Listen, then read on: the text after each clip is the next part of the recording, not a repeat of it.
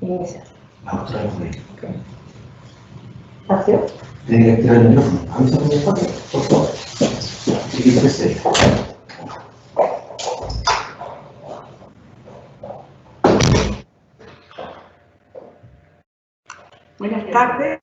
Buenas tardes. Soy la doctora Francisca López, neuropediatra y epileptóloga de Clínica Las Condes.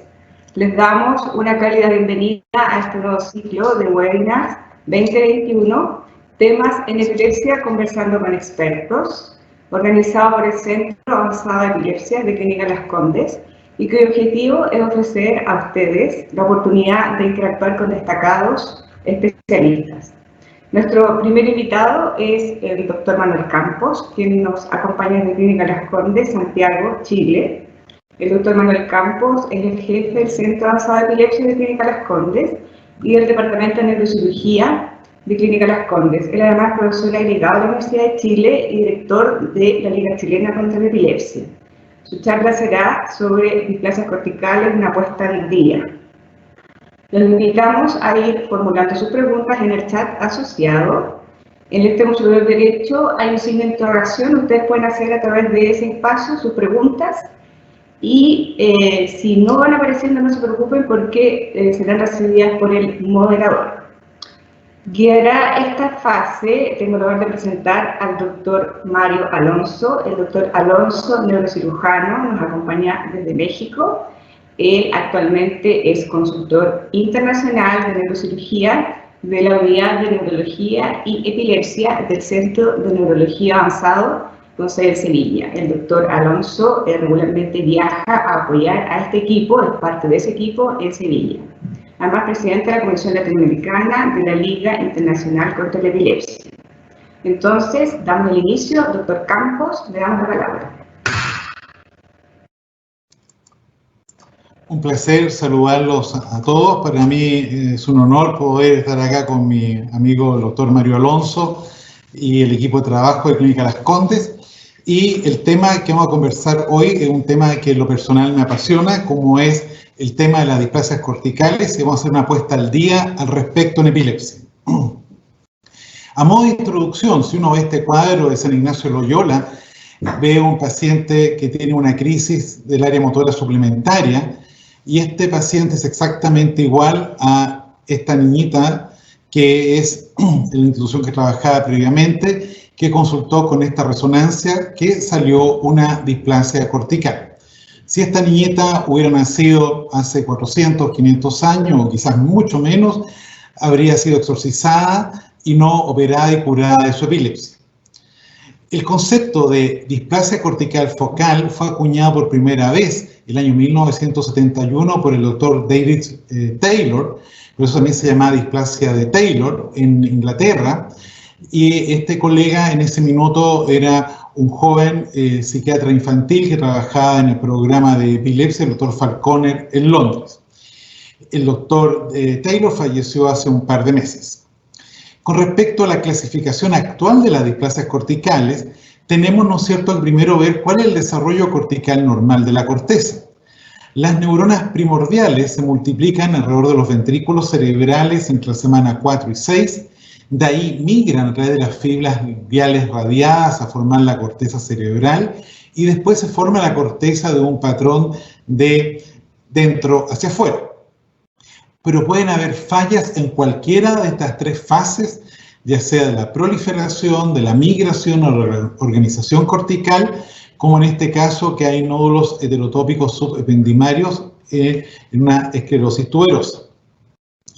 El desarrollo de la corteza normal va variando a medida que el niño va creciendo y se van formando los surcos a medida que uno está dentro del vientre materno hasta que uno nace de término. La primera clasificación de las malformaciones del desarrollo cortical la hizo nuestro amigo Rubén Kuzniecki, quien nació en Panamá, estudió medicina en Argentina y se formó en Montreal y actualmente trabaja en Nueva York, y clasifica las displasias tipo Taylor como una alteración de la proliferación y las displasias tipo 1A y 2A como falla de la organización. Esta clasificación embriológica ha sufrido cambios. Y El primer concepto era hablar que si había o no había desorganización de la corteza cerebral y si habían o no habían neuronas heterotópicas en la sustancia blanca. Esto cambió hacia el 2002, cuando André Palmini con el Dr. Lüders publicaron la primera clasificación de displasias corticales y posteriormente en una revista del Neurology, un suplemento en 2004, él clasificó las displasias tipo 1A como pérdida de laminación cortical con las neuronas heterotópicas, la tipo B se agregaban neuronas gigantes, la 2A neuronas dismórficas y la 2B con células en balón o la traducción balloon cell o células en globo. Posteriormente, en 2011, el grupo liderado por Inga Blümke, gran colega neuropatólogo alemán con quien fuimos becados juntos en Bonn y que trabaja actualmente en Erlangen, clasificó las displasias corticales tipo 1 en alteraciones radiales, tangenciales o mixtas. Y aquí tenemos, por ejemplo, una displasia tipo 1 en que hay una desorganización columnar de la corteza cerebral. Todas las diapositivas histológicas que yo le voy a mostrar son gentileza del doctor Facundo Lacera, que es nuestro jefe de neuropatología y patología, y ustedes ven aquí la laminación cortical que predomina, ¿no es cierto?, una laminación anormal, columnar de las neuronas, que es totalmente anormal, y esta es una displasia tipo 1B. La tipo 2A se agregan neuronas dismórficas, que son estas neuronas que ustedes ven aquí en el centro, que son verdaderos como pirigüinas, renacuajos, y aquí vemos también en una tinción diferente la neurona dismórfica, ¿no es cierto?, que es totalmente anormal y es clásica de las displasias tipo 2A. Y la displasia tipo 2B, que vamos a ver más adelante que es una de las más frecuentes, se asocian a estas células en balón, que se traducen en células en globo o células en balón, que son neuronas muy eosinófilas, ¿no es cierto?, gordas, metidas dentro de la corteza. En este, que es el paper original del grupo de trabajo, la Liga Internacional contra la Epilepsia del 2011, aparte de reclasificar las displasias tipo 1 y tipo 2, se agregaron las displasias tipo 3, en las cuales básicamente hay una lesión principal a la cual se suma una displasia ya sea tipo 1 o tipo 2. De estas, ¿no es cierto?, la lesión principal puede ser una esclerosis del hipocampo, como en la 3A, puede ser una alteración de un tumor neuroglial, como puede ser la tipo 2B, puede ser malformaciones vasculares, C, o lesiones que la displasia cortical es adquirida después de una injuria cerebral, como puede ser el caso de las lesiones isquémicas, como en este caso un paciente que tuvo un infarto de la arteria cerebral media, que fue operado de una hemisferectomía y que tenía además displasia tipo 1B en este caso. Pero los tumores glioneuronales, como el ganglioglioma, se pueden asociar hasta más de un 20% con displasias corticales y serían tumores con displasia 3B. O el tumor disemproplástico neuroepitelial, como lo publicamos el año 96, sus características neuroradiológicas, donde todos tenían displasia cortical asociada en su periferia, que también sería 3B. Ahora viene la pregunta, ¿qué tan frecuentes son las displasias corticales en la cirugía de la epilepsia? Si uno ve los pacientes operados adultos, tenemos que con un 13% es la tercera causa de cirugía de la epilepsia en pacientes adultos.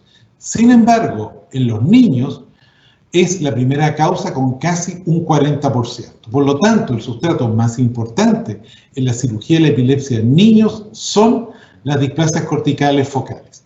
Y si uno ve cuál displasia cortical focal es la más frecuente, lejos es la displasia cortical tipo 2 con un cerca de un 9%. Ahora bien, dado que la cirugía de la epilepsia cada día es más frecuente en niños que en adultos y su principal sustrato son las displasias corticales o las malformaciones del desarrollo, hoy por hoy las malformaciones del desarrollo han aumentado cada día más como hallazgos neuropatológicos en la cirugía de la epilepsia, como sale este esquema del Centro Europeo de Datos de Cerebros Operados de Cirugía de la Epilepsia. Cuando nosotros vemos este paper antiguo, el 2006, de Helen Cross, de la Liga Internacional contra la Epilepsia, cuando mandar un paciente a cirugía, por supuesto, todo niño que es refractario a 2 fármacos, urgente todo niño que está menor de 2 años, especialmente si está con crisis diarias, y los casos especiales donde la displasia cortical tiene que ser evaluada inmediatamente si uno la descubre en la resonancia magnética de cerebro o en otro hallazgo. Con respecto entonces al estado del diagnóstico, ¿cómo uno diagnostica las displasias corticales? Bueno, todos sabemos que tenemos que hacer resonancia como neuroimagen, video monitoreo y evaluación neuropsicológica, pero también el PET, como vamos a ver más adelante, juega un rol fundamental. Con respecto a las neuroimágenes de displasias corticales, en el mismo suplemento que André Palmini publicó su primera clasificación, nosotros publicamos cuáles son las características de las displasias corticales y realmente no hay ni una imagen que por sí sola sea 100% categórica de displasia cortical, sino que son sospechosas. Por eso aquí vemos una displasia transmanto, una cortical y una gran displasia temporal mesial, y en el último paper de Bernasconi y Fernando Send y Bill Theodore, sale, ¿no es cierto?, que la recomendación ideal es hacer volúmenes de 1 milímetro, voxel de 1 por 1 por 1 y hacer adquisiciones volumétricas tanto en T1, en FLAIR, como en T2. Pero también es importante que el neuroradiólogo esté entrenado en ver imágenes de cirugía de la epilepsia. Por ejemplo, esta resonancia tenía 2 informes de neuroradiólogos como normales.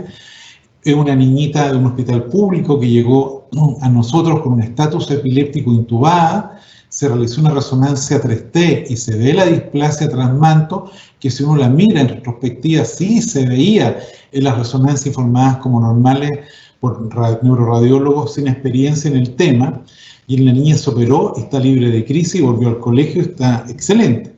Por lo tanto, no solamente tenemos que tener resonancia de corte fino, sino que neuroradiólogos entrenados en esta imagen. ¿Y cuáles son estas imágenes las más frecuentes? La primera, ver engrosamientos corticales. Sale aquí un esquema y vemos también una displasia de un paciente similar, occipital, izquierda, donde se ve engrosamiento cortical, tanto en T1, FLAIR y T1 Inversion Recovery, en los cortes axiales. O esta con una hiperseñal cortical, como este paciente que lo operamos pensando que tenía un tumor temporal mesial y tenía una displasia. Todos estos esquemas son gentileza de mi colega, el doctor Marcelo Galvez, neuroradiólogo de nuestra institución, y aquí vemos el borramiento y la pérdida de diferenciación entre la sustancia gris y la sustancia blanca, como lo vemos en esta resonancia de acá abajo. O aumento de la señal subcortical, como vemos en esta imagen de esquema y vemos en esta flecha amarilla de un paciente que tenía una displasia tipo 2B con neuronas dimórficas. Y aquí tenemos un resumen entonces de 3 o 4 cosas importantes, como son el engrosamiento cortical, la hiperseñal subcortical, el borramiento cortical y la hiperseñal subcortical. Pero hay que tener mucho ojo en los niños, sobre todo en los niños menores de 2 años, porque recuerden que cuando nace un niño tiene poca agua en su cerebro y esta agua se va perdiendo los 3 primeros meses y después parte la mielinización de occipital hacia frontal que termina hacia los 2 años de vida. Ustedes ven acá una resonancia con un aumento de señal aquí frontal, pero jugando con el ventaneo de la misma resonancia, ustedes pueden ver claramente cómo hay una hipermielinización de la sustancia blanca debajo de este surco prominente en este paciente, un niño de 6 meses de edad con crisis, y en este mismo paciente se realizó una resonancia axial donde se ve acá el surco profundo, una reconstrucción 3D donde se ve este mismo surco profundo, y por favor, todo paciente que ustedes dijeron que la resonancia era normal y tenía menos de 2 años, repitan la resonancia después porque puede cambiar sus características. O bien, cosas que se veían en los 2 primeros años después pueden desaparecer al mielinizarse en forma pareja todo el cerebro. Este paciente se operó, tenía también un defecto aquí, una vena anormal que aquí está cortada en este surco, y aquí vemos la pieza operatoria que coincide perfectamente con la resonancia de su corte coronal, y, ¿no es cierto?, este paciente, algo pasó aquí con el mouse, perdón, Este paciente se operó y tenía una arquitectura cortical alterada con neuronas dismórficas. Esta está amplificada a 200 y se ven las neuronas dismórficas desorganizadas, y aquí tenemos una tinción especial para ver con mayor intensidad las neuronas dismórficas en una impresión por 200, todas de nuestro neuropatólogo, el doctor Facundo Las Heras, y aquí ustedes ven la corteza dismórfica de este paciente y las neuronas normales. Y esta preciosa figura que me regalaron los papás de este niñito, que refleja cómo es tan importante que nosotros cuidemos a los hijos de los papás con niñitos con epilepsia refractaria. La Liga Internacional contra la Epilepsia además recomienda que en pacientes que tienen displasias corticales focales, nosotros hagamos a veces recursos de postproceso en la resonancia magnética, como son estas imágenes que logra nuestro ingeniero, el señor Rojas, con nuestro neuroradiólogo, como son estas imágenes de postproceso, donde se ve la corteza delgada y el aumento de señal, o esta imagen de anisotropía, donde se ve una pérdida aquí de la señal, o de la difusión con tractografía, donde ustedes ven menos tractos, en el lado rojo, donde además estaba la displasia. Ojo que la espectroscopía no nos ayuda, porque la espectroscopía de una displasia cortical es idéntica a un tumor de bajo grado, porque hay un aumento de la celularidad.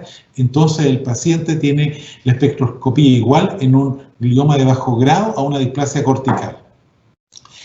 Mi amigo Gary Matter publicó, el de la UCLA, un review, una revisión, un registro de displasias corticales, y él dice que no hay ningún test que sea 100% exacto, que la evaluación tiene que ser multimodal, y en esta evaluación multimodal hay que hacer electrointerictal, que tiene baja sensibilidad, electroictal, que aumenta la sensibilidad, resonancia común y corriente, que tiene una baja sensibilidad, resonancia especial con protocolo de epilepsia, que aumenta la sensibilidad, SPECT, que aumenta, pero lejos. El examen más importante es el PET, con un 80% de sensibilidad. Por eso voy a hablar un par de palabras sobre el PET, que los cortes pueden ser hasta de 4 milímetros, cada vez avanza más y tiene un tiempo de captación de 40 minutos. Y uno hace el PET-CT, donde inyecta el radiofármaco. Aquí ven un hipometabolismo temporal del lado izquierdo. Podemos fusionar el PET con el escáner. Además, podemos hacer imágenes 3D o ver bases de datos que uno compra, en este caso General Electric, para ver cómo está comparado a cerebros normales. Hacer volúmenes T1 y fusionar el volumen T1 de la resonancia con el PET, e incluso hacer imágenes 3D de volumen de resonancia con el PET. Y estos volúmenes podemos llevarlos incluso a imágenes 3D de superficie, donde vemos esta displasia cortical, cómo se ve la alteración del engrosamiento y el PET alterado en el temporal del lado izquierdo. Pero además nosotros tenemos la gran ventaja que podemos hacer el PET y al lado tener una pieza donde hacemos electroencefalografía continua al paciente antes de inyectarle el radiofármaco y saber si al momento de inyectarlo el electro está normal, está con actividad interictal o realmente tuvo una crisis al momento de inyectar. ¿Y por qué esto es tan importante? El doctor David Ladrón de Guevara, que está aquí en la foto, nos mostró este primer caso índice hace como 10 años atrás, en que me dijo: tú, Manuel, estás equivocado, vas a operar un tumor y no una displasia porque está hipercaptante. Pero el paciente se inyectó justo cuando estaba con una crisis. Se operó, está libre de crisis, y desde ahí empezamos a hacer de regla electroencefalograma antes de la inyección y durante la inyección del radiofármaco para poder saber si fue perictal, ictal o no ictal este PET, porque si es ictal nos da hipermetabolismo, como en este caso, o este otro caso de un bebito de 3 meses con una gran captación occipital, que mirando la resonancia se ve una falla de la giración y de la minimización de esa corteza occipital, y que se operó, se realizó una resección del cuadrante posterior. Aquí el cuadrante que ahí no se ve la diferenciación de sustancia gris y sustancia blanca, y la histología mostraba desorganización cortical y neuronas dismórficas en la corteza. O este otro paciente que tenía una resonancia informada como normal y que el PET mostraba una lesión hipercaptante frontal izquierda, y que el paciente se operó con el electro más la resonancia y el paciente quedó libre de crisis hace ya más de 8 años. ¿Cuál es entonces, cómo nos enfrentamos nosotros actualmente los casos clínicos de las displasias corticales en nuestro centro? Y es problemático, porque la displasia no es una sola, puede ser 1, 2 o 3. Entonces no podemos hablar que todas las displasias son iguales desde el punto de vista histológico. Pueden coexistir además en un mismo paciente diferentes tipos de displasia, como la 1 con la 2. Las displasias pueden ser bihemisféricas, de un puro hemisferio, de un lóbulo, de parte de un lóbulo o de un punto específico en un lóbulo. Y muchas veces, lamentablemente, las displasias tipo 1, la alteración de la arquitectura cortical es solamente intracortical y ustedes pueden ver ninguna lesión y solamente el PET ser positivo con correlato con la electrocorticografía o la electroencefalografía de superficie, o a lo más encontrar una giración anormal, un borramiento de un surco, pero muchas veces la resonancia es normal en estos casos. Veamos este caso. Un paciente con epilepsia refractaria, con un estudio del año 2004, antigua, con resonancia antigua, informada como normal. El paciente en 2004 se había estudiado en otra institución, le habían pesquisado 11 crisis, su resonancia en 2004 era normal y créanme que era totalmente normal. Las 14 crisis electroclínicas fueron totalmente iguales en la región posterior del lado derecho, con igual semiología, y los colegas en ese minuto plantearon subirle el topiramato, eventualmente hacerle PET o SPEC, incluso un estimulador vagal. Se hizo un SPEC que yo nunca vi, que mostraba una alteración parietal coincidente con la zona del registro, y el paciente llegó a nosotros el 2011, teníamos mayor experiencia, la resonancia con mejores software, contábamos con el PET-CT, electrocorticografía de regla, y este paciente entonces lo estudiamos nuevamente, hicimos una nueva resonancia, hicimos un PET, y en el PET sale un hipometabolismo parietal. Vemos la resonancia, fusionamos las imágenes y ustedes se ven que en la misma zona que está el hipometabolismo, aquí en coronal, hay una masa anormal de células. Fuimos a la imagen con cortes de 1 milímetro y se ve acá claramente una displasia en un fondo de surco. Fue a implantación crónica de electrodos subdurales, se marcó dónde estaba la displasia, la implantación de electrodos, el paciente se hizo un escáner postoperatorio, se hizo electrocorticografía y estimulación para hacer el mapeo, y aquí está el mapeo de que por suerte la displasia estaba lejos de función motora. El paciente se opera, hacemos ecografía intraoperatoria y se ve claramente la alteración de la corteza. Las displasias tipo 2B se ven en la ecografía siempre, por eso las hacemos. Siempre cortamos la pieza operatoria porque para ver la displasia en macro, y ustedes ven que aquí queda displasia donde yo hice el corte de la pieza que hayamos sacado, repetimos electrocorticografía y seguía descargando, y como la pieza y la electrocorticografía mostraban que aún quedaba tejido anormal, ampliamos la craniotomía, resecamos más, hasta que la electrocorticografía quedó normal y el paciente tenía displasia tipo 2B con célula en balón, además de neuronas dimórficas. ¿Cuáles son los mensajes importantes? Que si usted estudió un paciente hace años atrás y lo declaró inoperable porque la resonancia era normal, vuelve a estudiarlo con una resonancia 3 tela con los nuevos software, hágale un PET con la inyección del radiofármaco y durante la el registro eléctrico, hagan los estudios porque ustedes pueden operar pacientes que antes realmente descartaron de una cirugía, y la experiencia del equipo es fundamental. Veamos este otro caso con una resonancia normal, una niñita de 17 años, de 10 años de historia de epilepsia, que además tenía un antecedente de genético de una alteración en mosaico, con todas las crisis que partían, ¿no es cierto?, con visión borrosa y después mareo o retroversión ocular o elevación del brazo izquierdo, y tenía todas las crisis que partían del cuadrante posterior del lado derecho. Esta niñita tenía una resonancia totalmente normal, 3 tela, vista por nuestra gran neuroradióloga, la doctora Evelyn Foré, y que salió normal, y se realizó el PET, donde se ve claramente un hipometabolismo. Le hicimos un PET, un SPEC, que había una hipercaptación en la zona del hipometabolismo, y con esta información, ¿qué hacemos? Fuimos a una implantación crónica de electrodos intracranianos, a una estéreo electroencefalografía, en la cual se pesquisó el origen de las crisis, se resecó la zona parietal, previniendo dejarla con déficit visual, y salió una displasia tipo 1T. Esta niñita, si bien no quedó libre de crisis, disminuyó en forma importante sus crisis, y los papás y la paciente están contentos.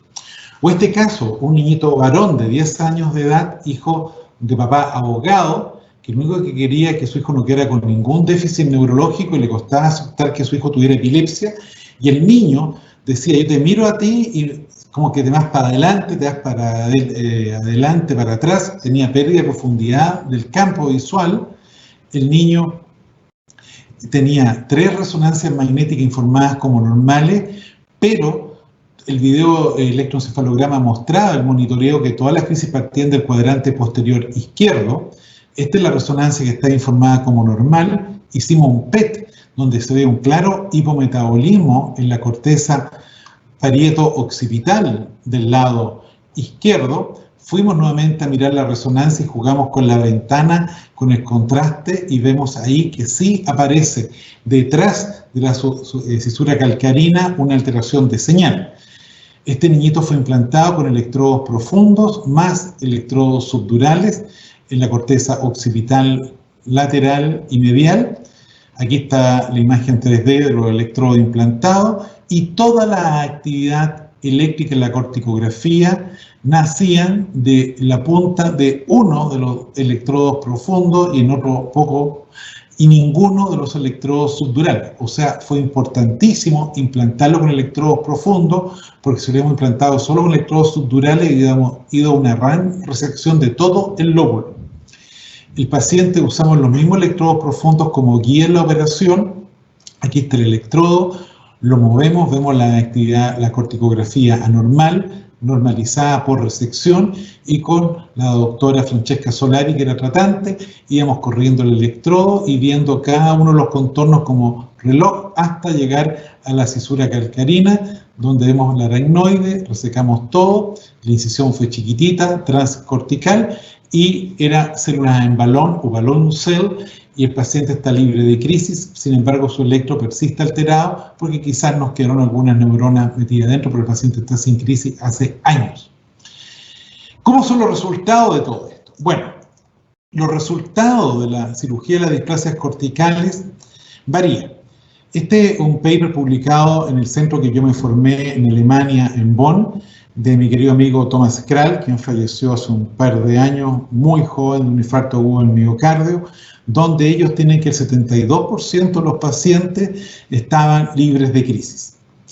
En el grupo de la UCLA, de la UCLA, del metaanálisis que hizo nuestro amigo Gary Matter, él dice que primero que nada, en el 50% de los pacientes usan electrodos intracranianos, y en el 75% de los casos electrocorticografía intraoperatoria. Nosotros casi lo usamos de regla, en casi todo, yo diría prácticamente el 80%. Los resultados en el registro de la UCLA es que el 62% de los pacientes promedio están libres de crisis, y ellos hacen mucho énfasis en que el 80% de los con remoción completa de la displasia están libres de crisis versus el 20% de remoción incompleta. ¿Cuáles son las razones para remoción incompleta? Déficit inaceptable por parte del paciente o de la familia, y la tasa de mortalidad es bajísima, un 0,2%. Nosotros en lo personal, gracias a Dios, tenemos 0% de mortalidad. Y yo voy para 1000 pacientes operados y nunca se nos ha muerto ningún paciente, pero la tasa de mortalidad debería oscilar entre 1 por 1000 a 2 por 1000, tal como el 0,2 que presenta Gary Matter. En el grupo de la Universidad de Freiburg, de Andrea Schulze von Haye y del profesor Sedna, publicado con un seguimiento de 12 años, el año 2015, ellos tienen en promedio pacientes clase 1, el 65% de los pacientes. ¿Y cuáles son los factores pronósticos positivos? Que uno reseque totalmente el foco epileptógeno y que los niños sean operados precozmente y que la lesión esté solo en un lóbulo. En la experiencia de la Cleveland Clinic, en esta diapositiva pirata que le hice a mi amigo Imad, muestra Imad que en la Cleveland, con un seguimiento de 10 años, El 80% de los pacientes están libres de crisis si tienen displasia tipo 2, pero solo el 30% de los pacientes están libres de crisis si la displasia cortical es tipo 1. En este estudio, que aún no es publicado, del grupo europeo de Inga Blinken, muestra, ¿no es cierto?, que los pacientes que tienen malformaciones del desarrollo cortical, displasias corticales, en un seguimiento a 5 años en verde, el 60% están libres de crisis a 5 años plazo. De esto, el 44% son niños. En el caso, ¿no es cierto?, de separar niños y adultos para displasias corticales, tenemos, ¿no es cierto?, que en promedio el 60%, un poquito más bajo para los niños, un poquito más alto para los adultos. Por lo tanto, estamos hablando que alrededor del 60% de los pacientes con displasias corticales quedan libres de crisis, hablando de miles, prácticamente más de 5.000 pacientes, casi 6.000 operados en Europa. Pero incluso nuestra actual presidente de la Liga Internacional contra la Epilepsia, la doctora Helen Cross, dice que uno tiene que considerar la cirugía de la epilepsia en los niños en forma muy precoz, incluso aunque los niños tengan sus crisis totalmente controladas con 1 o 2 fármacos antiepilépticos, cuando las lesiones están ubicadas en corteza no elocuente y las lesiones están bien definidas, como pueden ser cavernomas, tumores o displasias bien circunscritas. ¿Por qué? Porque esto se asocia a gran éxito de la cirugía, tiene bajísimo riesgo de complicaciones y previene la dependencia de los pacientes a uso crónico de fármacos antiepilépticos, porque realmente, aquí está escrito en rojo en inglés, uno cura la epilepsia más que prevenir las crisis, porque los fármacos antiepilépticos no son antiepilépticos, no curan la epilepsia, sino que lo que hacen son anticrisis, estabilizan las neuronas para que el paciente no tenga crisis, pero no cura la epilepsia, ni el tumor, ni la displasia, ni la cavernoma que hay detrás. Entonces, si uno recibe un paciente como este, un niño con una clara displasia transmanto frontal derecha, con una epilepsia refractaria lejos de área elocuente, usted está autorizado para hacer la cirugía de la epilepsia lo antes posible y no hacer más estudios, inclusive puede ahorrarse la electrocorticografía. Y este paciente, un niño de 16 años con crisis diaria, tiene que operarse sí o sí. En conclusión, siempre usted debe pensar en una displasia cortical como causa de epilepsia refractaria en niños, incluso aunque la resonancia sea totalmente normal. Con un adecuado estudio, el éxito de la cirugía de la epilepsia en displasias corticales llega hasta un 80%, especialmente si hablamos de displasia tipo 2B, con la célula en balón o célula en globo. El promedio internacional de libertad de crisis es de un 60% a 5 años. Por supuesto, esto mejora si son displasias tipo 2B, mejora si son niños operados precozmente y empeora si son adultos los pacientes operados o la displasia es tipo 1 o se operó en forma tardía. El abordaje prequirúrgico debe ser multimodal, no casarse con un puro examen, sino que ustedes tienen que hacer resonancia, ojalá de 3 telas y con adquisiciones volumétricas de 1 milímetro, monitoreo de videoelectroencefalografía con registro interictal y ojalá ictal, PET-CT, imágenes de proceso de la resonancia, electrocorticografía y en algunos casos incluso estereoelectroencefalografía.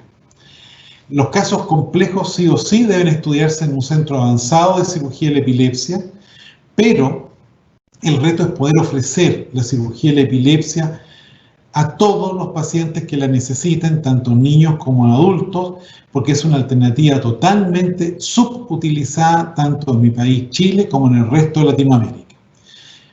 Yo quiero dar las gracias a muchos colegas, como mi amigo Rubén Kuzmiecki, Harry Sarnat, que trabaja en Canadá, Imad Nayan de Cleveland, mi amigo y co-becario Inga Blinken, el neuropatólogo, mi amigo André Palmini de Porto Alegre, Brasil, Roberto Espriafico de Milán, porque gran parte de la información que yo les presenté la adquirí de ellos, al igual que muchas de las diapositivas, sobre todo de los primeros casos, y después todas son restos nuestros, y nada podría hacerse en esta presentación si no hubiera detrás un gran grupo de trabajo de neurofisiólogos y epileptólogos infantiles, como son 5 personas en nuestro equipo, epileptólogos de adultos, neuroradiólogos, medicina nuclear, neuropsicólogo, psiquiatra, enfermera, ingeniero, neurocirujano, etcétera, etcétera. Muchas gracias por su invitación. Estoy abierto a todas las preguntas que ustedes necesiten que les responda.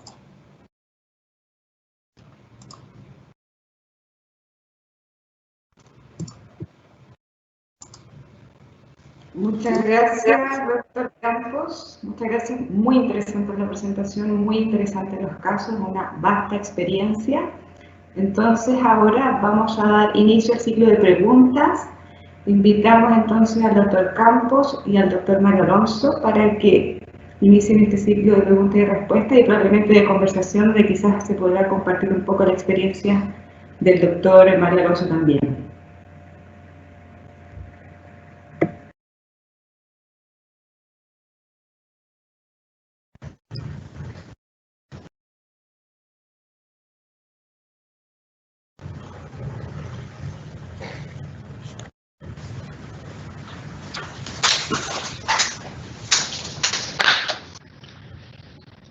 Ya está, ya estoy. Es que se desconectó su video. Felicidades,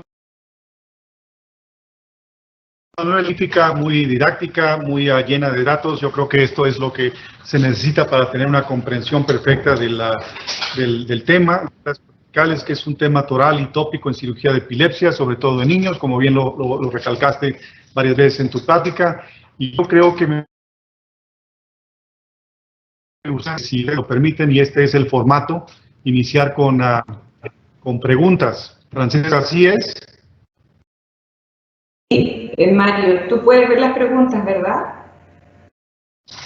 No, hasta la fecha no hay aquí ninguna, por lo menos os está cargando, no sé si eso sea correcto.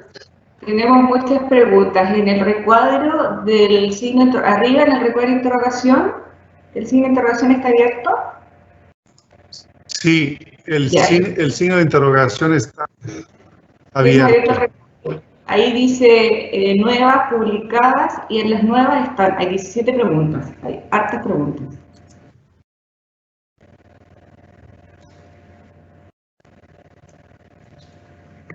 Aquí no hay nada.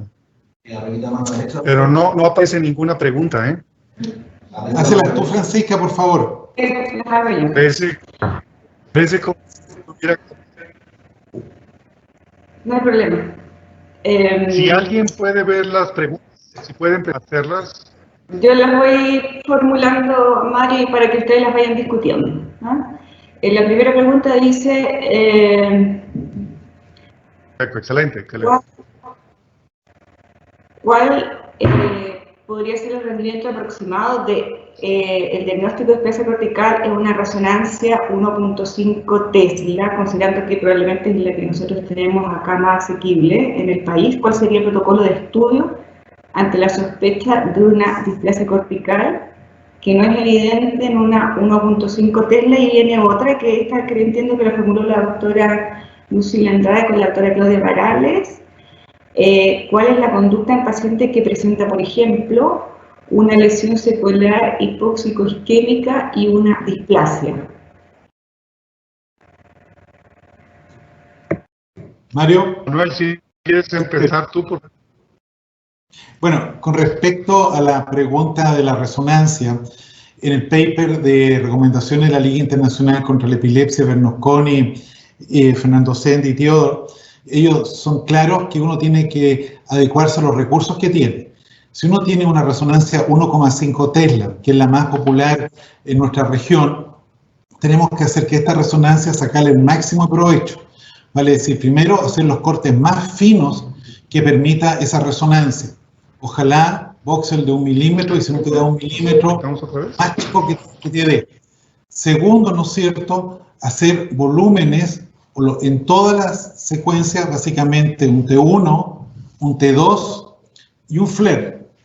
Y, ¿no es cierto?, que el clínico que informe esa resonancia tenga una orientación de la persona que la pidió, de dónde está el foco epiléptico. porque así uno puede ir a jugar, ¿no es cierto?, con el ventaneo o hacer otras cosas que puede sacar más provecho, ¿no es cierto?, del que simplemente que tú pidas epilepsia refractaria, favor hacer resonancia. Así no se pide una resonancia. Epilepsia refractaria con foco frontal derecho. Eso es lo que tú tienes que pedir, de tal manera de no jugar al pillo con el neuroradiólogo, sino que facilitarle el trabajo. No sé, Mario, si quieres agregar algo más al respecto.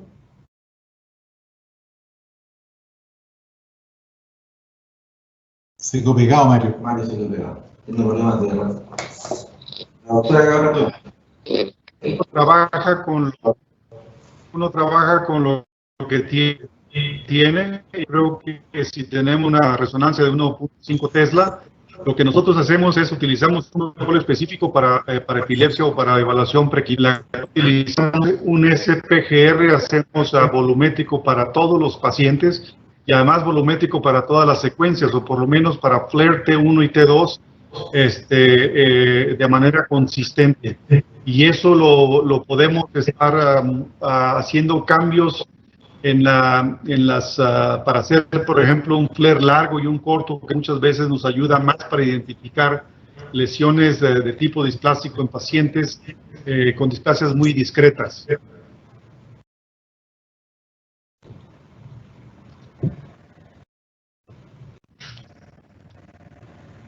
Hay una pregunta aquí. Hay una pregunta aquí que dice, ¿alguna forma de sospechar o precisar 3A en esclerosis hipocampal en niños con resonancia magnética negativa para displasia cortical focal?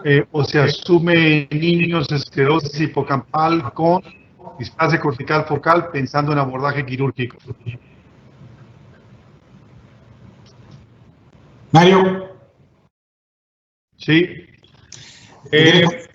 Nosotros tenemos un gran problema con esto, ¿no? Porque tenemos una gran cantidad de pacientes que fueron diagnosticados con esclerosis hipocampal y displasia cortical 3A, es decir, de la clasificación nueva de Blumke del 2011. Y muchos de estos pacientes nuestros, por lo menos unos 40, los revisó personalmente Ingmar. Y de estos ha sido todo un merequetengue, porque entre el patólogo no se pone bien de acuerdo si realmente corresponde a una displasia cortical 3A. Probablemente lo que ha sucedido es que también los cirujanos no hemos contribuido de manera sustancial al entendimiento de obtener el tejido lo más puro posible.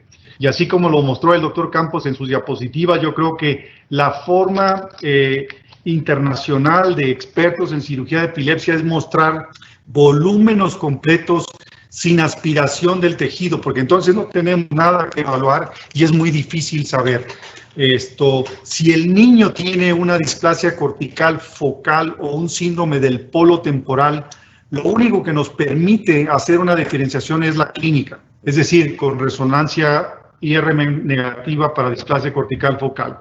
Y esto es que tenga más elementos de epilepsia neocortical, porque es muy fácil hacer diagnósticos de epilepsias mesiales. Eso no tiene mucha gracia, pero cuando tenemos estos datos entremezclados, síndrome del polo, como ha sido descrito en los últimos 3 años, de algo que estuvimos promoviendo nosotros por mucho tiempo, y al final del día no hay una forma específica de decir cómo voy a tratar el síndrome del polo temporal. Si voy a hacer solo una resección completa de 3.5 centímetros de la punta del temporal con amigdalectomía media o amigdalectomía completa en bloque, o si requiero también hacer amígdalo-hipocampectomía. Entonces, me parece que la disyuntiva es, uno, la obtención del tejido lo más adecuado posible; 2, tener un neuropatólogo experto, y experto significa que realmente tenga muchos casos vistos de displasias corticales.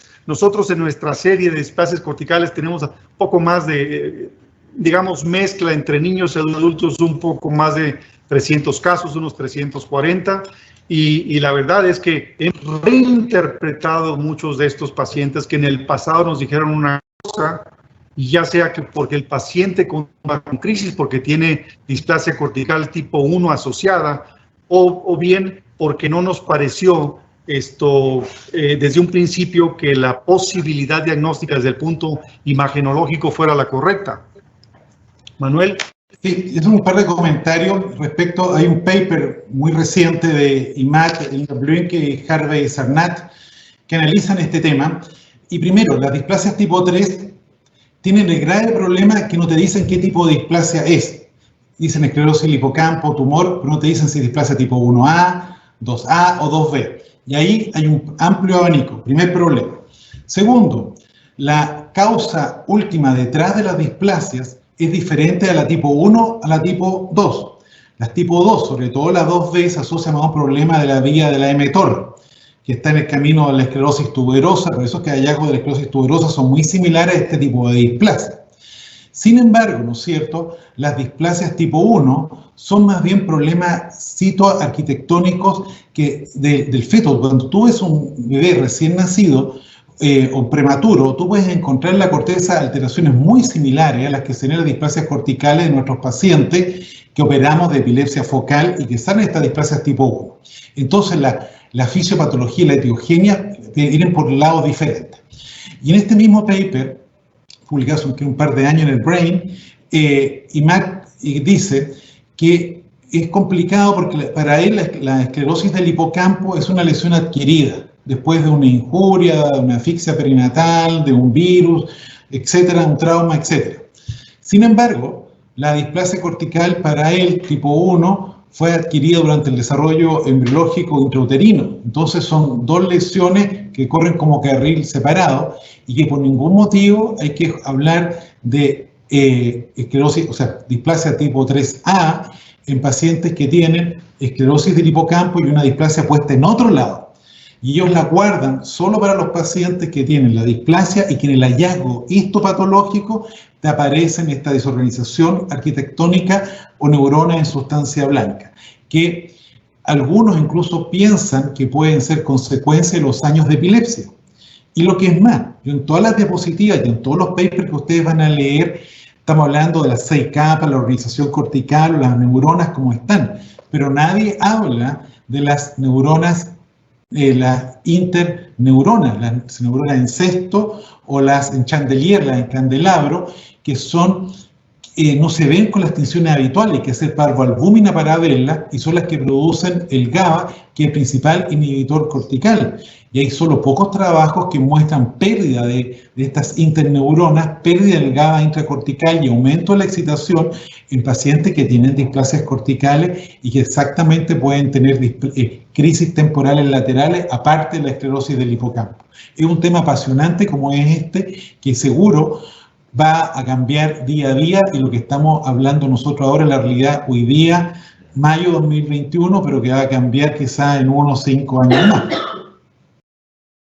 Sí, yo añadiría nada más que para los que somos más viejitos, en 1950 Wilder Penfield, estudiando la esclerosis hipocampal, sale con el modelo experimental de la génesis de la esclerosis, y lo que se estudió en ese tiempo es que el parto prolongado tiene una compresión directa sobre la cabecita del niño y presenta una herniación transitoria de las estructuras mesiales que son muy lábiles a la isquemia y la compresión.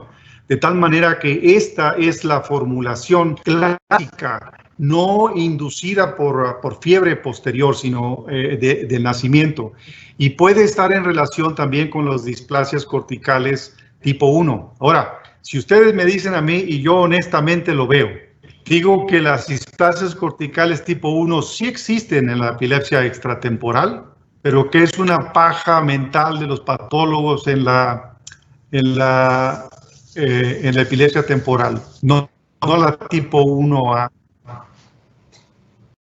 Lo otro que quería comentar, Panchita, es con respecto a la pregunta de la autora Andrade y Amarales de la isquemia.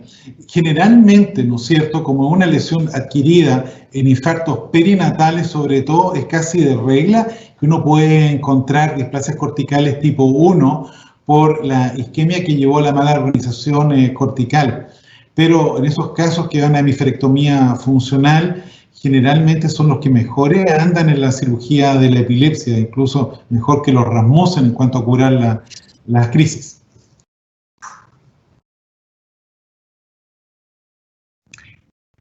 Hay una pregunta anónima aquí también que reza: ¿qué hace a los operados zona izquierda? ¿Les cuesta recuperar su memoria a corto plazo? Manuel. Bueno, el hemisferio dominante, ¿no es cierto?, es el que tiene la mayor reserva de memoria. Si yo soy diestro, el hipocampo mío al lado derecho tiene que ver con la memoria visual, de lo que yo leo, lo que miro. El hipocampo al lado izquierdo, más que nada, memoria auditiva. Si yo tengo una lesión muy precozmente instalada y tengo un daño del hipocampo muy perinatal antes de los 6 años, el punto de inflexión es como los 6 años de vida, mi hipocampo, entre comillas, sano, puede compensar el hipocampo dañado. Sin embargo, si tengo una enfermedad progresiva de un hipocampo, mi memoria va a ir fallando día a día, y con la cirugía, ¿no es cierto?, el 50% de los pacientes quedan con la memoria igual que antes de la operación si lo saca el hipocampo, un 25% mejora, sobre todo los que quedan sin crisis, mejora un 25%, pero un 25% empeora. O sea, se operan del hipocampo y empeora la memoria. Pero la evolución natural de la enfermedad de la esclerosis del hipocampo es que igual va a llevar a una pérdida de la memoria, la evolución natural de la enfermedad en años. Sí, yo agregaría eso, que es muy devastador si ver a una persona joven que tenía una muy pobre reserva de memoria y que después del procedimiento quirúrgico realmente tiene mucho problema para adaptarse a la vida cotidiana. Y estos casos lo tenemos y lo hemos vivido quienes operamos hartos de estos pacientes. Entonces, me parece que el juicio primordial es establecer muy bien la evaluación neuropsicológica de memoria para poder hacer restricción de la cirugía. ¿A qué me baso con esto? Cuando originalmente tuvimos los primeros casos que tienes alteración de la memoria y que estos no se recuperan con la práctica habitual que tenemos de rehabilitación neuropsicológica, entonces para estos pacientes hicimos amigdalectomías puras sin hipocampectomías. Ahora, en ese sentido, uno esperaría que te disminuya el impacto, sobre todo en las epilepsias del lóbulo temporal izquierdo, que te disminuye el impacto del control de crisis, porque solo estamos haciendo amigdalectomía y no estamos haciendo hipocampectomía. Y la cosa no es tan así. En 1991, en el Journal Rojo de Canadá, demuestra en hoja con hoja, comparando resultados de 100 pacientes operados de amigdalectomías puras comparados con 100 pacientes de T-Rasmussen en los cuales se hacía el mismo procedimiento, es decir, amígdalo hipocampectomía. Y los resultados quirúrgicos de estos dos grupos son exactamente iguales. Entonces, la única cosa es que si tú tienes la salida completa de los pacientes vía hipocampo posterior, esos pacientes pueden tener crisis a lo largo del tiempo. Pero si tú tienes la vía de propagación a través del estriado ventral, es decir, de la porción extendida del núcleo de Heimer, entonces esos pacientes tienen un control a largo plazo de las crisis. Es importante tener estas muletillas extras para decir, le tienes que decir al paciente con lujo de detalle cómo le va a ir, sobre todo en el aspecto de memoria en los casos de epilepsia dominante, de lóbulo temporal dominante, pero también tienes que tener otros argumentos como la paripocampectomía que nosotros desarrollamos hace unos años y que aunque sí hay una disminución de memoria, esta no es tan devastadora como hacer amigdalo-hipocampectomía. Entonces sí tenemos dos posibilidades, hacer neocorticectomía con amigdalectomía o bien para hipocampectomía, esta resección selectiva que introdujimos hará unos 5 o 6 años. Hay otra pregunta aquí: ¿cuál es el rendimiento del giro dentado con resonancia 1.5 Tesla? ¿Cuál sería el protocolo de estudio ante la sospecha de una displasia cortical que no es evidente en resonancia magnética 1.5 Tesla? Manuel. Bueno, el giro dentado en general es difícil de estudiarlo, se ve muy bien con los experimentos en 7 Tesla, pero en general, ¿no es cierto?, si uno quiere estudiar la parte fina del hipocampo, usted tiene que hacer 3 Tesla, porque el pixeleo es mucho menor, ¿no es cierto? La resolución es mejor y ahí puede hacer incluso imágenes de postproceso, como decía Mario, usar flare corto, flare largo, T1 Inversion Recovery, porque la resonancia para un estudio de epilepsia no es una resonancia barata, no es una resonancia comercial estándar, es una resonancia académica. Si ustedes ven las resonancias que se hacen en mi país, estándar son pocos cortes, gruesos, ¿no es cierto? Cuando es al revés, tienen que ser muchos cortes, finos y en todas las secuencias. Por lo tanto, mi sugerencia es que si usted trabaja en un centro de epilepsia o es epileptólogo de pacientes con epilepsia, tenga un centro que le hagan los exámenes como usted pida. Porque si usted no le hace los exámenes como usted los pide, no los manda ahí, va a perder la plata. En Chile, por FONASA, cuesta 80.000 pesos chilenos, o sea, algo más allá de $100, como $120, hacerse una resonancia, sea 3 Tesla o 0,5 Tesla, sea la mejor clínica privada de Chile o en la más mala de la periferia de una ciudad chica. Por lo tanto, si usted tiene el recurso de poderse hacer la mejor resonancia en estos lugares que tienen 3 Tesla, hágalo, como Dios manda. No haga resonancias de mala calidad. Claro, sí, yo creo que eso es una muy buena recomendación, Manuel. Probablemente valdría la pena decir aquí, cuando preguntan giro dentado, es interesante, ¿no? Lo puedes ver perfectamente bien con alto teslaje. Sin embargo, yo creo que lo que vale la pena discutir es, para 2010 yo publiqué por primera vez que había displasias corticales del hipocampo. No había descrito jamás una displasia cortical del hipocampo. Esto lo revisó Ingmar Bluncke y dijo, no, estas cosas no existen, ¿no? Y años después, para el 2019, publicó con el grupo de Brasil el primer caso de una displasia cortical del hipocampo. Entonces, yo creo que hemos equivocado el camino en el sentido de decir que hay segmentos del cerebro que no tienen displasias corticales. Yo creo que cada entidad del cerebro, incluyendo el cerebelo, existen displasias corticales.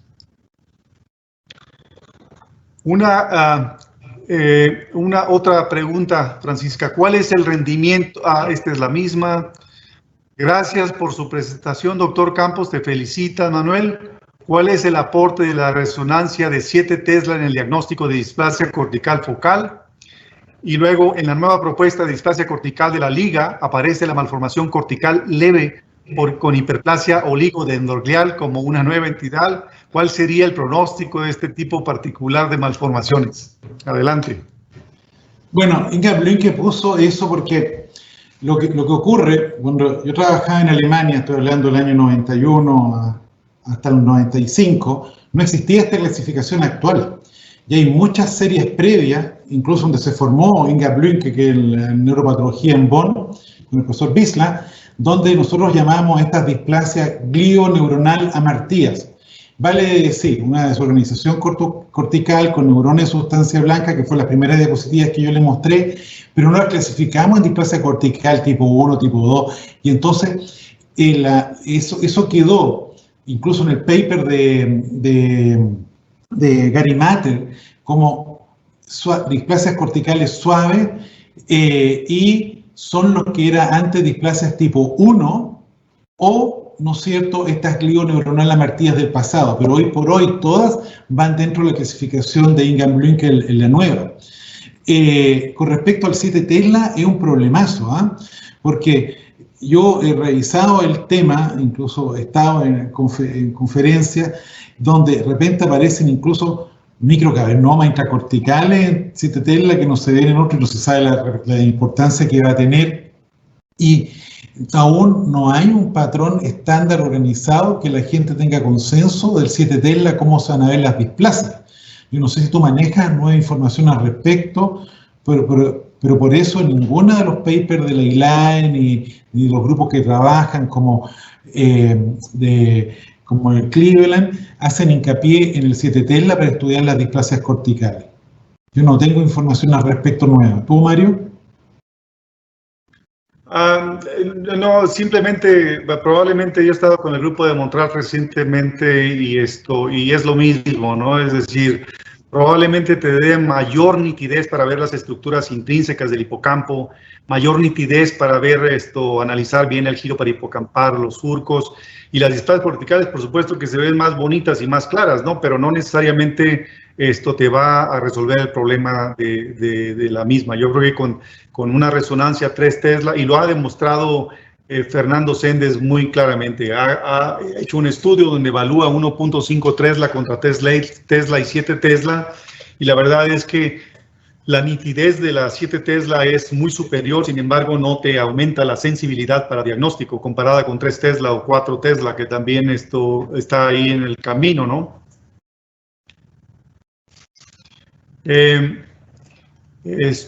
Hay otra pregunta anónima que dice si hay una displasia cortical, que esto lo deja así abierto. Manuel, ¿quieres comentar alguna cosa? O sea, yo creo que lo más importante para las personas que están escuchando, ¿no? Es que, primero que nada, si un paciente ustedes lo vieron antes y descartaron una cirugía de la epilepsia o seguir un estudio porque tenía resonancias normales, plantéense nuevamente un estudio, más aún si una epilepsia focal con un claro foco y no tiene resonancia nueva de 3 Tesla con un protocolo como corresponde. Segundo, ¿no es cierto?, que no todas las displasias son iguales. Cuando uno habla de displasia, tiene que diferenciar. Lo ideal es que tenga una displasia tipo 2B y que sea focal, en hemisferio no dominante y en corteza no elocuente. Lo peor que uno puede pasar es que tenga una displasia tipo 1, con márgenes que usted jamás está seguro si los sacó entero o no, y que esté en área elocuente, porque esos pacientes no andan tan bien. Por lo tanto, tú no puedes echar en un saco todos los pacientes con displasias corticales que son todos iguales. Cada paciente es único, tanto en su abordaje de diagnóstico prequirúrgico como en su chance de libertad de crisis. Y si tú los colocas a todos en el mismo saco, es un problemazo. De hecho, hay un paper muy reciente de cirugía de la epilepsia en niños en área elocuente que no pudieron sacar ninguna conclusión porque la definición de área elocuente, de área epileptógena o el approach quirúrgico en los diferentes centros varía de lugar a lugar. Quizás Mario, que se formó en Canadá, tiene una formación diferente en el approach, acá lo hacemos nosotros, que me formé en Alemania, entonces varía la técnica. Yo aprendo siempre de los otros. Yo he aprendido de Mario con las recepciones subpiales, quizás Mario ha aprendido de mí en alguna cosa, pero lo importante es que uno no se puede creer Dios, y todos tenemos que aprender de los otros, pero no decir, usted tiene una displasia y tiene 80% de chance de tiene que operarse. No, cada paciente es único. ¿No es cierto, Mario? Sí, claro, así es. Pero yo creo que sí hay una displasia que probablemente se refiere al hecho de que todos hemos tenido, yo creo que todos los que participan en este chat, pacientes que encontramos, hace una resonancia de rutina por alguna razón, porque tuvo un trauma craneal, o porque tiene cefalea, o porque tiene cualquier cosa, o porque el niño es un juguetón de estos TDAH que desgracia todas las cosas, o porque tiene algún trastorno psiquiátrico, y de repente haces una resonancia y ¡ups!, te encuentras con una gran displasia cortical.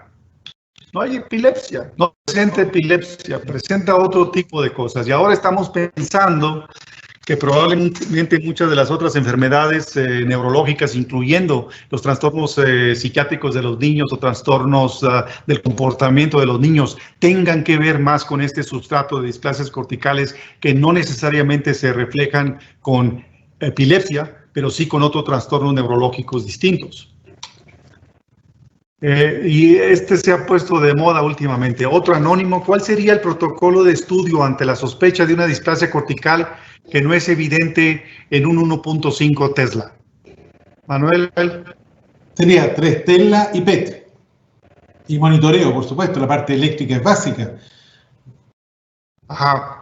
¿Qué dirías del SPECT, por ejemplo? ¿Qué valor le darías porque tú estás casado con PET y yo creo que eso es muy bueno, pero hay muchos casos en que no puedes obtener un PET ictal y entonces ¿qué valoración, qué valor le darías pronóstico o diagnóstico a un SPECT ictal, por ejemplo? Bueno, lo primero que ese paciente tiene que tener muchas crisis porque el radiofármaco en un día se te acaba. Por lo tanto, tú tienes que tener radiofármaco preparado inmediatamente al lado de la cama del paciente.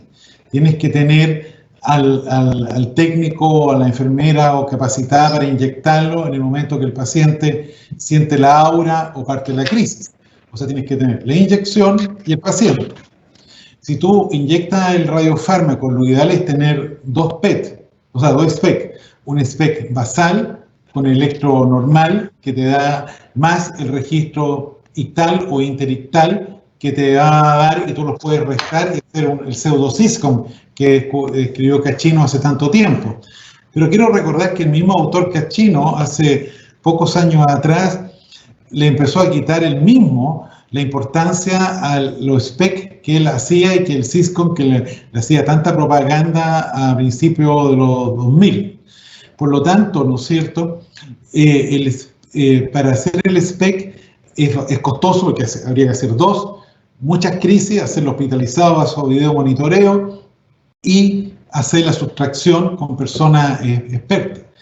Si el paciente tiene pocas crisis, tú vas a gastar mucho radiofármaco que se te va a vencer cada día antes de poder hacer el examen.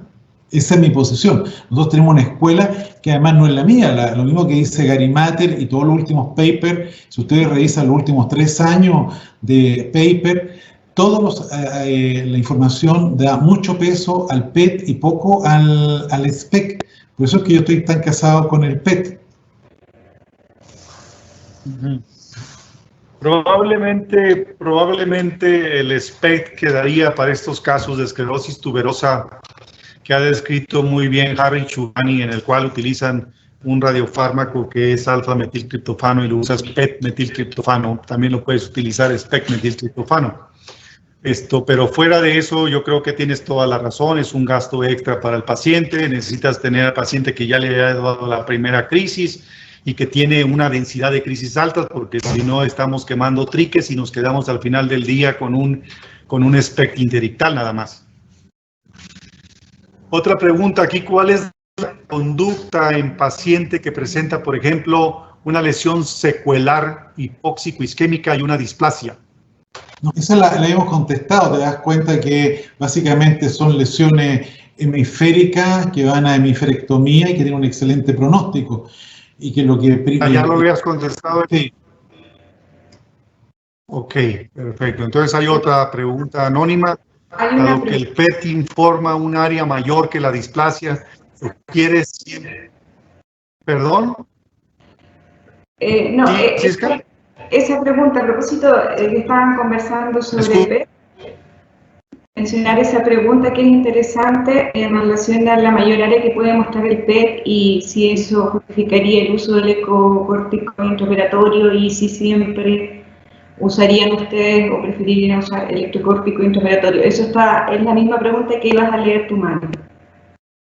Mario, ¿cuál es tu posición? Sí,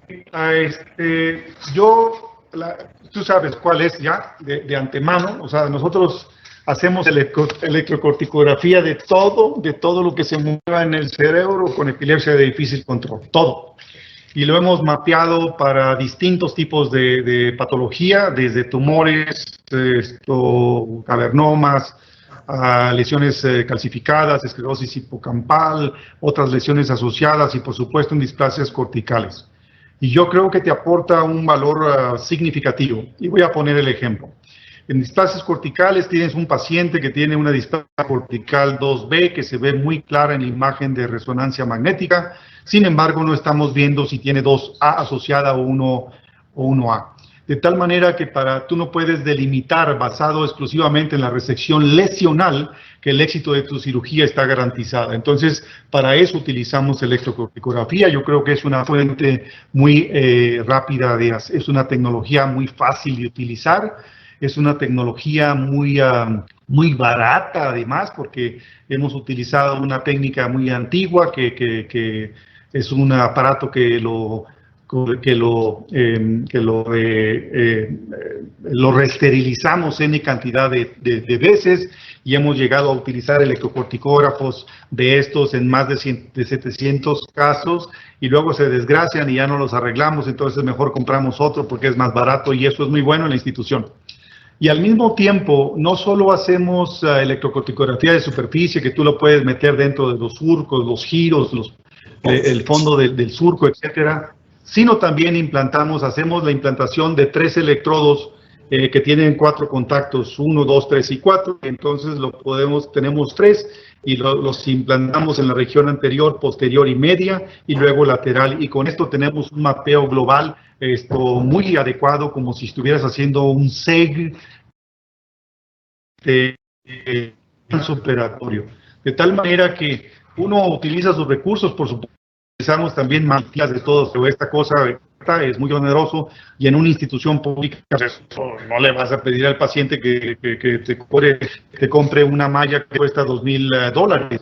De tal manera que la electrocorticografía tipo Montreal, que ustedes la conocen, es una araña que tiene 16 contactos, la ponemos sobre el cerebro y con esta podemos colocarla en distintas partes y con eso obtener el resultado de un mapeo espectacular, incluyendo estos 3 electrodos que les digo de implantación aguda. ¿Y la tuya? Yo soy partidario de hacer la electrocorticografía intraoperatoria en la gran mayoría, sino todos los pacientes que podamos con displasias corticales, partir con una electrocorticografía pre-resección y repetir la electrocorticografía post-resección. Debido básicamente a lo que comentábamos en la presentación, que hay a veces displasias tipo 1, o sea, displasia tipo 2 en la periferia, y que quizás el único límite que tendríamos que tener, algunos dicen que perseguimos la espiga, pero sería el área elocuente, o sea, por ejemplo, en lobectomías frontales, parar frente al área motora, y guardarse eventualmente un segundo tiempo operatorio. Recuerden que en todas las series internacionales los pacientes operados de displasias corticales tienen el 20% 2 cirugías. O sea, nadie va a la primera cirugía con 100% de éxito. Sabemos que el 80% va bien, pero un 20% que ustedes pueden tener que ir a una segunda cirugía porque quedó displasia en los márgenes de la resección.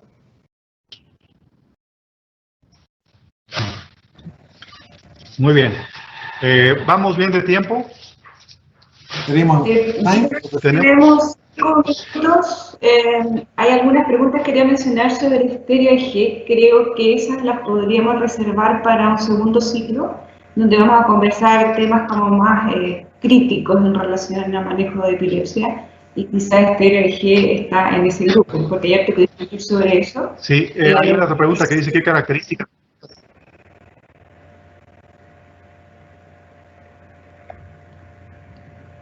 Perdón, no escuché. Manuel. Sí, la pregunta, repítela, se cortó tu audio. La pregunta que estaba haciendo, ¿qué características? Y se cortó.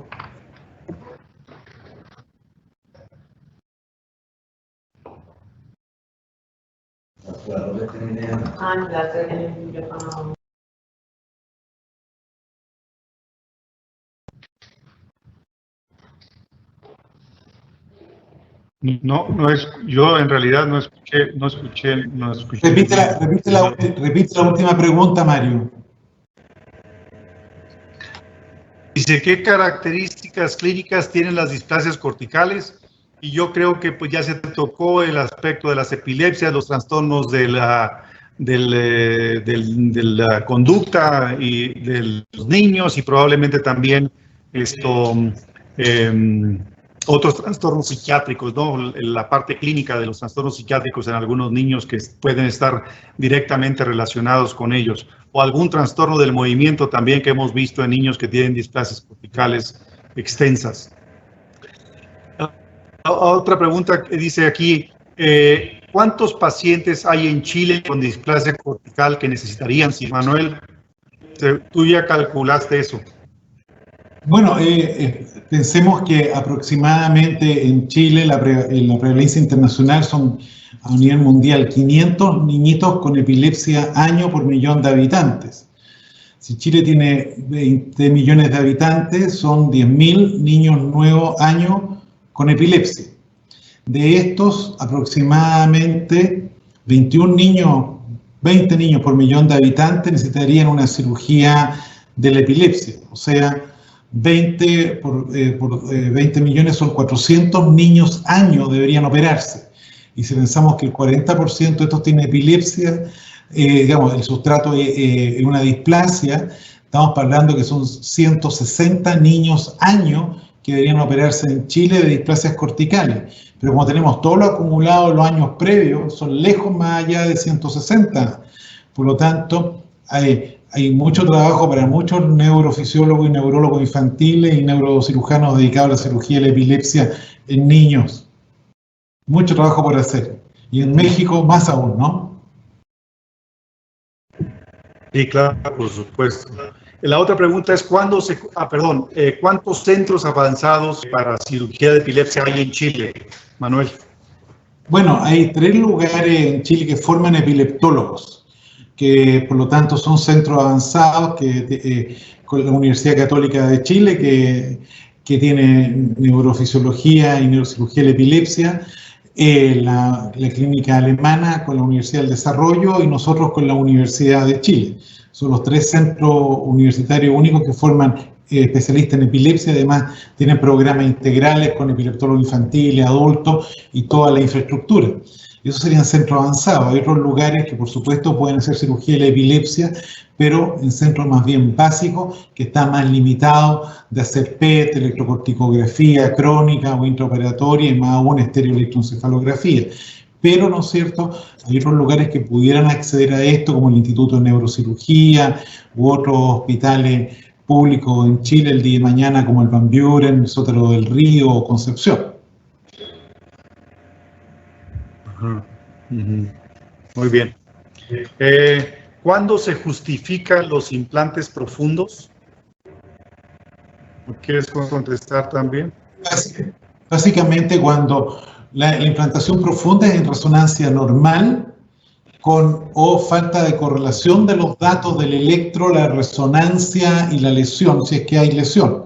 O si no hay lesión, ¿no es cierto?, para ver cuál es la red de propagación y ubicar, y además de hacer la electrocorticografía, estimular los electrodos para poder ver dónde están las áreas elocuentes. Sí, yo creo que ahí nosotros somos muy conservadores, o a lo mejor tenemos una filosofía totalmente distinta. Nosotros solo implementamos con resonancia magnética negativa. Y lo que sí hacemos mucho hincapié y tenemos muy buen ojo es para determinar o demostrar lesiones muy pequeñas. De tal manera que cuando tenemos ambivalencia o discrepancia entre los estudios, volvemos a repetirlo más que invadir un paciente. El paciente también lleva un riesgo significativo de alrededor del 20%, incluso más, de que acaba sin hacer absolutamente nada quirúrgico, y entonces quedamos en las mismas y ya operaste un paciente que le pusiste clavos o le pusiste mallas y no resolvimos el problema para nada. Entonces, cada quien tiene un protocolo totalmente distinto y formas de aprender, de haber aprendido esto, pero al final del día me parece que la justificación verdadera sería la resonancia magnética negativa, ¿no? Porque el factor pronóstico es, al final del día también, es la imagen de resonancia magnética. Perfecto. Vamos. Otra pregunta, ¿qué tan pequeños te gustó? ¿Qué tan pequeños se pueden operar los niños? Los casos más pequeños, Manuel, son 3 meses aproximadamente, tanto en hemisferectomías como en cirugías de displasias corticales, niños que parten muy precozmente con crisis y que se hace el diagnóstico precozmente, pero sabemos que lo que estamos viendo en esas resonancias van a cambiar y a los papás les explicamos que probablemente vamos a tener que repetir resonancia más adelante y específicamente pasados los 2 años de vida cuando se termine la mielinización. muy bien. Mario, ¿qué experiencia tienen ustedes?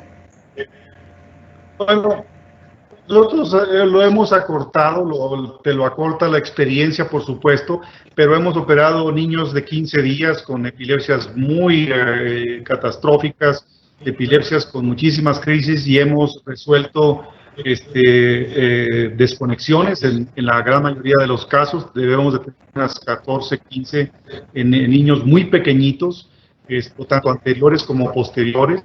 En vez de hacer una cuadrantectomía, hacemos una desconexión. Es un procedimiento rapidito, que poco sangran y que rápidamente puedes regresar al niño a su camita.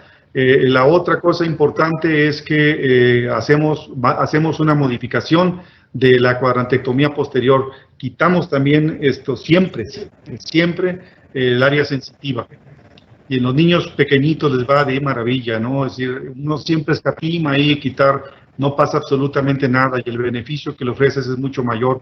Lo único que también tienes que desconectar ahí es la parte posterior, el esplenio del cuerpo calloso.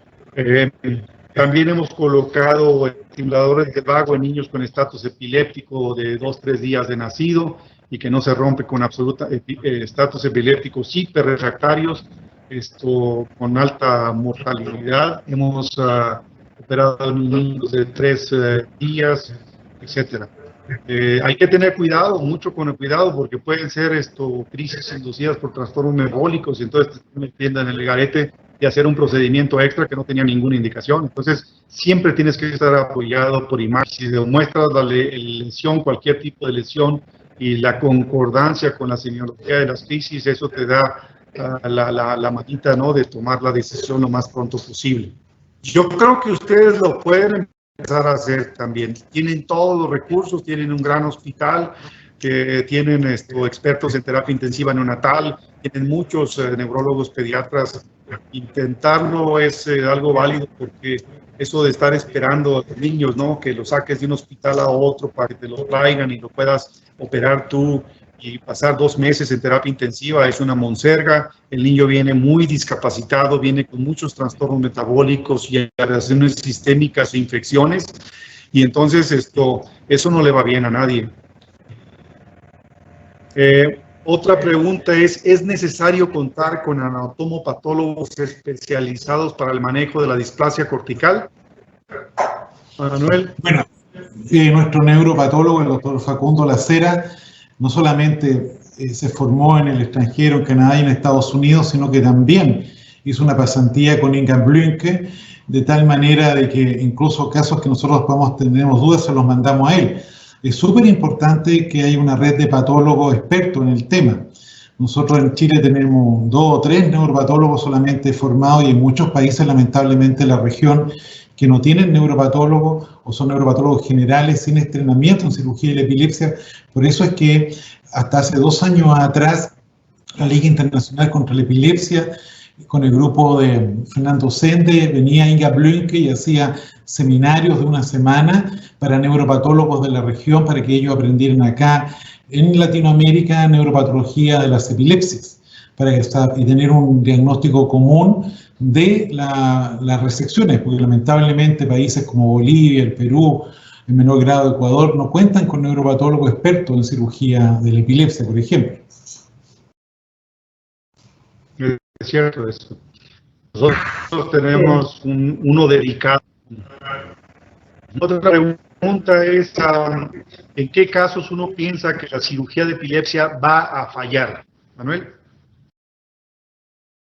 Si uno pensara que va a fallar, no la haría. Es como el matrimonio, nadie se casa para separarse. El tema es, ¿no es cierto?, que cuando uno va a la cirugía de la epilepsia, lo importante es que la familia, el paciente y el equipo sepan cuáles son las chances. Cuando, por ejemplo, conversamos el caso que les mostré de la implantación con estereoelectroencefalografía, la doctora Solari, lo discutimos con los colegas de Cleveland, Juanito Bulacio y Matt me dijeron, bueno, estos casos nosotros lo operamos, pero le decimos a la familia que tienen máximo un 30% posibilidad de caer libre de crisis. Y eso tenemos que nosotros verbalizárselo a la familia, de tal manera de no crearles falsas expectativas. Entonces, si la familia está de acuerdo para jugarse, que la tasa de falla en ese caso de un área grande epileptógena con resonancia normal, etcétera, va a ser un 30%, ellos están de acuerdo, vamos a la cirugía. Pero no se trata de que yo, Manuel Campos, decida por mi paciente lo que voy a hacer, sino que compartir el conocimiento con todo el equipo de trabajo médico multidisciplinario y eso mismo transmitir en la familia que todos decidamos juntos si va o no va a cirugía, porque hay muy buenos casos y casos que no son tan buenos. Claro. Probablemente contestando parte de esta pregunta se refiere más bien a los procedimientos paliativos. Tenemos displasias corticales bilaterales extensas que no lateralizan con crisis tónicas atómicas, una epilepsia generalizada, compleja, un síndrome. Para estos tenemos otro tipo de cirugías paliativas que no tienen la intención curativa, pero sí mejorar el impacto de las crisis catastróficas y por otro lado mejorar la calidad de vida de los niños. Si la alteración que ve en una resonancia de 1.5 Tesla es necesaria la resonancia de 3 Tesla, pues la respuesta sí es no. Manuel. No, si se ve en 1.5 y está todo bien, no siga al 3 Tesla. Eso solamente sería para caracterizarla mejor, nada más que para eso. Más bien un comentario de Pedro Moyes. Excelente, muchas gracias por la presentación. ¿Cómo poder llegar a más pacientes para acceder a estudio y cirugía de displasias corticales? Manuel, son tus paisanos y ahí los tienes. Sí, hay que todo paciente con hacer talacha. Todo paciente, niño o adulto con una epilepsia focal, tiene que tener una resonancia, idealmente 3 Tesla, con protocolo de epilepsia orientado por el electroencefalograma, sí o sí. Y recordemos que las epilepsias idiopáticas, la gran mayoría de las resonancias son normales, pero las epilepsias focales, ¿no es cierto?, un poco menos de la mitad sale positiva. Y eso que sale positiva, muchos de esos tienen alternativa curativa precoz. Eso es. Ahora sí estamos en el tiempo, Mario. Muchas gracias. Excelente. Muchísimas gracias. Me ha gustado. Gracias, Francisca, por la invitación. Gracias a ustedes por hacerme parte de familia de Clínica Las Condes y estoy muy contento de haber participado con ustedes y haber aprendido también algo, porque siempre se aprende, aunque sea uno ya viejito y gatito de Angora. Un aplauso. Muy bien. Ok. Gracias a todos. Con todo mi afecto y cariño. Besos y saludos. Okay. Muchas gracias Mario, realmente por haber aceptado ayudarnos y participar. Doctor Campos también, la discusión muy interesante, quedaron de verdad muchas preguntas. Yo creo que vamos a tener que ir organizando webinars con temas más específicos. Eso es lo que viene. Los quiero dejar invitados para nuestro próximo webinar, que será el viernes 28 de mayo, el próximo viernes es feriado acá en Chile, por lo tanto no tenemos webinar, pero el 28 de mayo a mediodía hora chilena hacemos nuestro próximo webinar donde tenemos un gran invitado que es el doctor Finnmark O'Callaghan. El doctor O'Callaghan es neuropediatra y trabaja en el Great Ormond de Londres y ha trabajado mucho en torno al manejo de los pacientes con espasmos infantiles. Así es que nos va a dar una gran charla sobre eso, los esperamos a todos y agradecemos su participación. Nos vemos el viernes 28. Buen día.